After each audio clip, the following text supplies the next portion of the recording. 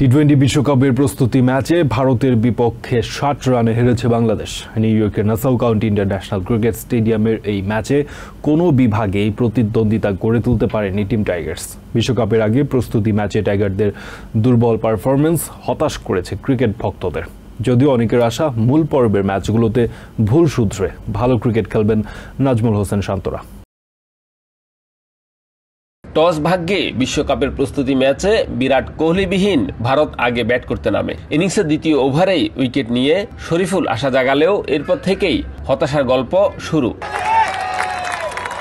Tiger বোলারদের উপর চড়াও হয়ে খেলতে থাকে ভারতের ব্যাটসম্যানরা।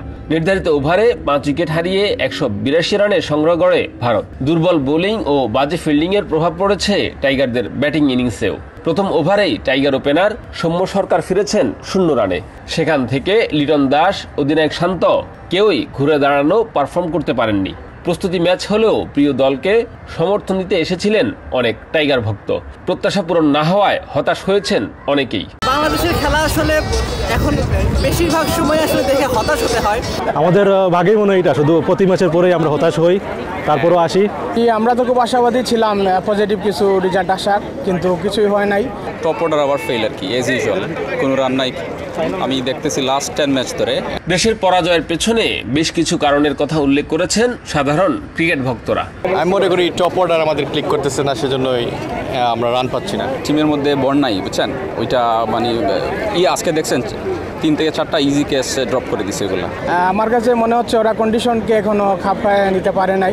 বাংলাদেশের বোর্ড চেঞ্জ করা উচিত, হাতুড়ি সিংকে চেঞ্জ করা উচিত। তবে বিশ্ব মঞ্চে বাংলাদেশের প্রতিনিধিত্ব করাটাই অনেকের কাছে গুরুত্বপূর্ণ। ভালো বা খারাপ সব সময় দেশের ক্রিকেটকে সমর্থন করে যাওয়ার কথা জানিয়েছেন টাইগার ভক্তরা। অনেকেরই প্রত্যাশা দলের সিনিয়র ক্রিকেটার মাহমুদুল্লাহ রিয়াদের মতো ধারাবাহিক পারফর্ম করে জুনিয়ররাও কাঙ্ক্ষিত ফলাফল এনে দিতে সক্ষম হবেন। ইন্ডিয়া হচ্ছে নাম্বার 1 টিম, আমরা সম্ভবত নাম্বার 9-এ। তো সেই তুলনায় আশা করছি ঠিক আছে, আরও ভালো করবে সাউথ আফ্রিকার সাথে নিউ ইয়র্কের ম্যাচ। প্রথম খেলা দেখলাম স্টেডিয়ামে বসে ক্রিকেট, তবে এখনও সেটা প্রমাণ করে দিয়েছে মাহমুদুল্লাহ ওল্ড ইজ গোল্ড। আবার আসবো, আমরা সাপোর্ট করবো, আর hoping for better results, defensive and offensively. ভালো খেললেই খুশি, কিন্তু সেটাই হচ্ছে না, খুব হতাশ লাগে। তারপরও আমি মনে করি হয়তো একদিন হবে, ভালো কিছু হবে। আগামী 7 জুন ডালাসের গ্র্যান্ড প্রেরি ক্রিকেট স্টেডিয়ামে শ্রীলঙ্কার সাথে ম্যাচ দিয়ে শুরু হবে বাংলাদেশের টি-20 বিশ্বকাপ যাত্রা। বাংলাদেশ ইন্ডিয়ার সাথে শুধু ম্যাচটাই হারেনি, হারিয়েছে তাদের আত্মবিশ্বাসও। 7 জুন শ্রীলঙ্কার আগে আত্মবিশ্বাস ফিরে পেতে কাজ করবে এমন প্রত্যাশা বাংলাদেশ ক্রিকেট প্রেমীদের।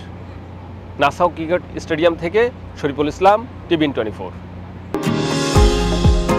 নিউ ইয়র্ক থেকে সম্প্রচারিত টিভিএন 24 টেলিভিশন বিশ্বজুড়ে বাঙালির কণ্ঠস্বর।